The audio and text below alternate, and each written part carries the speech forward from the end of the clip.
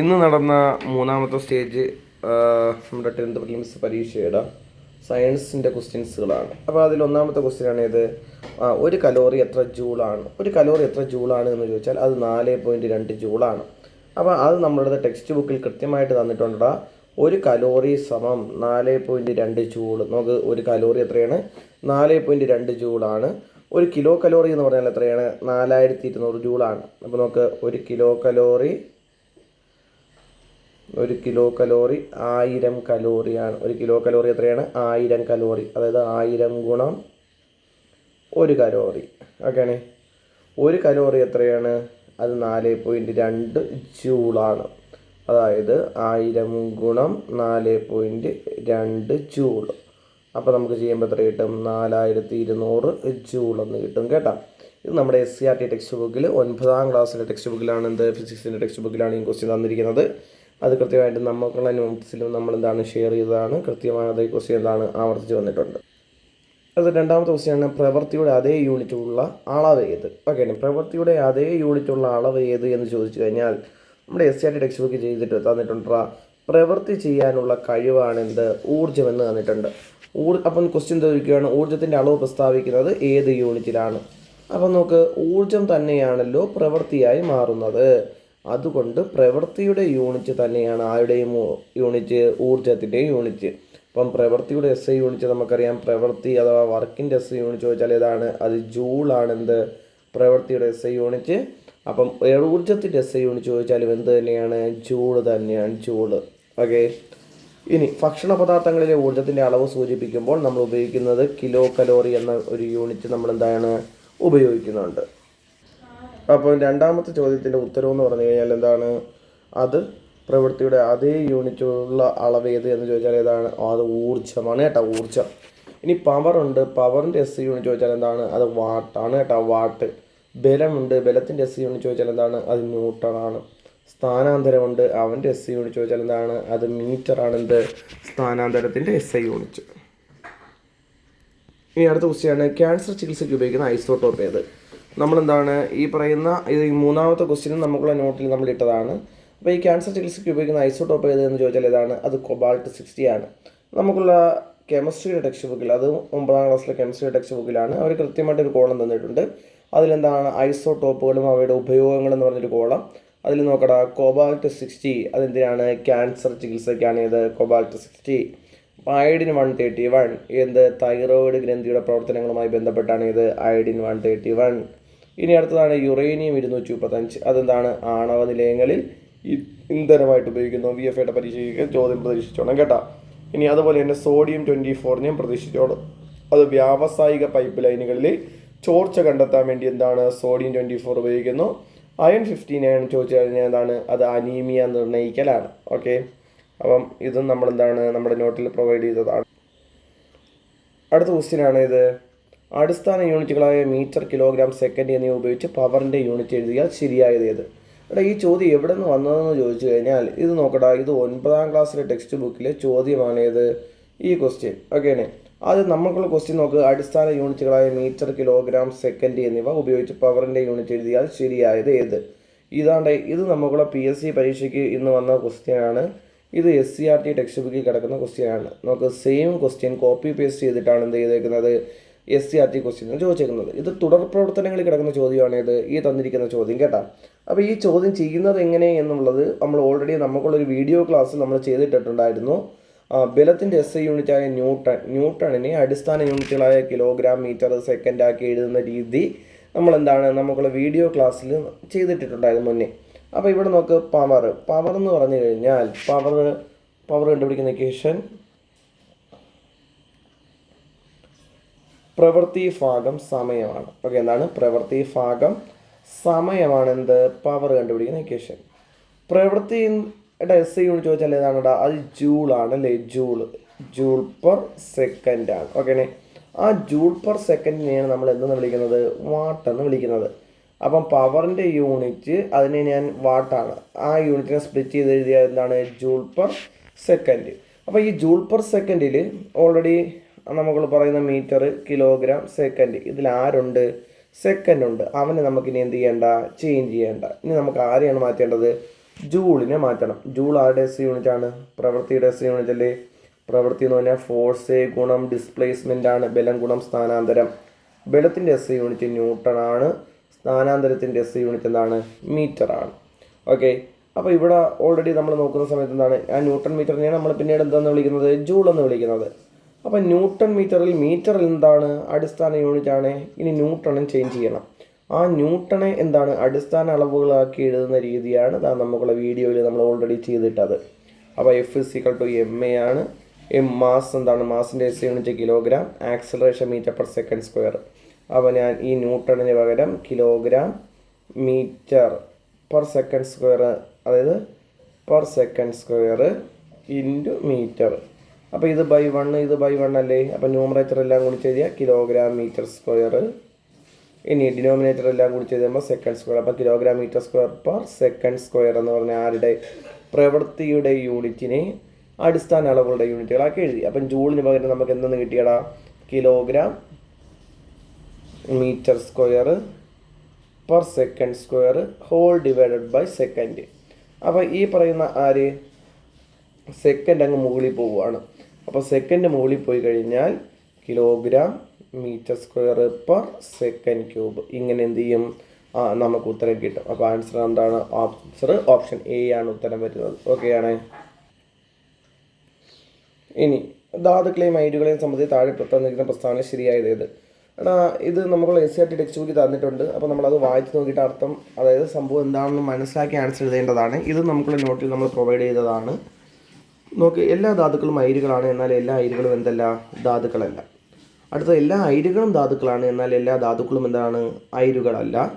ധാതുക്കളും അയിരുകളും ഒന്ന് തന്നെയാണ്. അയിരുകളിൽ ലോഹങ്ങൾ അടങ്ങിയിട്ടില്ല, എന്നാൽ ധാതുക്കളിൽ ലോഹങ്ങൾ അടങ്ങിയിട്ടുണ്ട്. അപ്പോൾ നമുക്ക് നമ്മൾ സിമ്പിളായിട്ട് ആലോചിക്കുമ്പോൾ തന്നെ എന്താണ് ഈ പറഞ്ഞ സിയും ഡിയും ഇങ്ങനെ രണ്ടൊരു ഓപ്ഷൻ ഇല്ല. അതായത് നമ്മൾ പഠിക്കുമ്പോൾ തന്നെ എന്താണ് അങ്ങനെ ഒരു ഓപ്ഷൻ എന്താണ്? തെറ്റാണെന്ന് മനസ്സിലാക്കണം. ഇപ്പോൾ ഇവിടെ നോക്കണം, പ്രകൃതിദത്തമായി കാണപ്പെടുന്ന ലോഹങ്ങളെയോ മൂലക സംയുക്തങ്ങളെയോ നമ്മൾ പൊതുവെ വിളിക്കുന്ന പേരാണെന്ത്? ധാതുക്കൾ. അപ്പോൾ ലോഹങ്ങൾ മാത്രമല്ല, മൂലക സംയുക്തങ്ങളെയോ നമ്മൾ പൊതുവെ വിളിക്കുന്ന പേരാണെന്ത്? ധാതുക്കൾ എന്ന് വിളിക്കുന്നു. ഇവയിൽ ലോഹ സംയുക്തങ്ങളുമുണ്ട്, അലോഹ സംയുക്തങ്ങളുമുണ്ട്. അപ്പോൾ എന്താണ് ഇവിടെ അയിരുകളിൽ ലോഹങ്ങൾ മാത്രമേ ഉള്ളൂ എന്നുള്ളൊരു കേസ് ഉണ്ടല്ലോ. അപ്പം ആ ഒരു കേസ് ഇതിൽ വരുമ്പോൾ എന്താണ്? തെറ്റാണെന്നുള്ളൊരു കൺസെപ്റ്റിലോട്ട് നമ്മൾ എത്തും. ഓക്കെ, ഇനി ഏറ്റവും താഴെ ഇനി അടുത്തൊരു പോയിന്റ് അവർ തന്നിരിക്കുന്നതെന്ന് പറഞ്ഞു കഴിഞ്ഞാൽ, ഏത് ധാതുവിൽ നിന്നാണോ എളുപ്പത്തിൽ ലാഭകരവുമായും ഒരു ലോകം വേർതിരിച്ചാൻ കഴിയുന്നത് അതിനെ ആ ലോകത്തിൻ്റെ അയിരെന്ന് വിളിക്കുന്നു. അപ്പം ധാതുവാണ് വലുത്, അതിൽ നിന്നാണ് നമ്മൾ ഏതിനെ എടുക്കുന്നത്? അയിരിനെ എടുക്കുന്നത്. അപ്പോൾ ഇതിൽ നിന്ന് നമുക്ക് മനസ്സിലാക്കാം, അയിരുകളെല്ലാം എന്താണ്? ധാതുക്കളാണ്. ഓക്കേണേ, എല്ലാ അയിരുകളും എന്ത് തന്നെയാണ്? ധാതുക്കളാണ്. എന്നാൽ എല്ലാ ധാതുക്കളും എന്തല്ല? അയിരുകളല്ല. ഓക്കെ, അത് നമ്മൾ ഈ പറയുന്ന സ്റ്റേറ്റ്മെൻറ്റ് വായിച്ച് ആ കൺസെപ്റ്റിൽ നമ്മൾ പഠിച്ചെടുക്കണം കേട്ടോ. ഇനി ചോദിച്ചാൽ അടുത്ത ക്വസ്റ്റ്യനാണ്, സിങ്ക് ലോഹവും നേർപ്പിച്ച ഹൈഡ്രോക്ലോറിക് ആസിഡും തമ്മിൽ പ്രവർത്തിപ്പിച്ചാൽ പുറത്തേക്ക് വരുന്ന വാതകം ഏത്? നോക്കടാ, സിങ്ക് നമ്മൾ SCERT ടെക്സ്റ്റ് ബുക്ക് തന്നിട്ടുണ്ട്. Zinc plus hydrochloric acid. ഓക്കെയാണേ, അപ്പോൾ zinc plus hydrochloric acid zinc ക്ലോറൈഡും അതുപോലെ ആരെയും കിട്ടും? ഹൈഡ്രജൻ വാതകത്തെയും കിട്ടും എന്ന് പറഞ്ഞ് നമ്മുടെ ഈ SCERT പുസ്തകത്തിൽ കൃത്യമായിട്ടെന്താണ് അവർ ഈ പറയുന്ന ഒരു ഇക്വേഷൻ തന്നെ ഒരു കെമിക്കൽ റിയാക്ഷൻ തന്നെ എന്താണ് നമുക്ക് എഴുതി തന്നിട്ടുണ്ട്. ആൻസർ ഇവിടെ ഏതാണ്? ഓപ്ഷൻ ബി, ഹൈഡ്രജൻ ആണ് ഉത്തരം കേട്ടോ. ഹൈഡ്രജൻ. ഓക്കെയാണ്. ഇനി അടുത്ത ക്വസ്റ്റ്യനാണ്, താഴെ കൊടുത്തിരിക്കുന്ന പ്രസ്താവനകളിൽ ലിംബ് വ്യവസ്ഥയെക്കുറിച്ച് ശരിയല്ലാത്തത് ഏത്? എടാ, ഈ നോട്ട് നമ്മൾ കൃത്യമായിട്ട് നമ്മുടെ നോട്ടിൽ പ്രൊവൈഡ് ചെയ്തതാണ്. നമ്മുടെ ടെലഗ്രാമിൽ നമ്മൾ എന്താണ് ഈ നോട്ട്സ് എല്ലാം പ്രൊവൈഡ് ചെയ്തതായിരുന്നു. ഇവിടെ നോക്കുക, ലിംഫ് വാഹികൾ, ലിംഫ് നോഡുകൾ, സ്പ്ലീൻ, അസ്ഥിമജ്ജ, തൈമസ് ഗ്രന്ഥി എന്നിവ ഉൾപ്പെടുന്നതാണ് ലിംബ് വ്യവസ്ഥ. ഓക്കെയാണ്. അപ്പോൾ സ്പ്ലീന്, തൈമസ് ഗ്രന്ഥി എന്നിവ ഉൾപ്പെടുന്നു. ഇവിടെ നോക്കുക, സ്പ്ലീൻ ഉണ്ട്, തൈമസ് ഗ്രന്ഥി എന്നിവ ഉൾപ്പെടുന്നു. അപ്പോൾ അത് ശരിയാണ്. അടുത്തത്, ചുവന്ന രക്താണുക്കൾ കാണപ്പെടുന്നില്ല എന്നാണ് തന്നിരിക്കുന്നത്. ഇവിടെ നോക്ക്, ചുവന്ന രക്തകോശങ്ങളോ വലിയ പ്രോട്ടീൻ തന്മാത്രകളോ കാണപ്പെടുന്നില്ല. അപ്പോൾ ചുവന്ന രക്തകോശങ്ങൾക്ക് എന്താണ്? കാണപ്പെടുന്നില്ല. അത് ശരിയാണ്. ഇനി വലിയ പ്രോട്ടീൻ തന്മാത്രകൾ കാണപ്പെടുന്നു. ഇവിടെ തന്നിട്ടുണ്ട് വലിയ പ്രോട്ടീൻ തന്മാത്രകൾ എന്താണ്?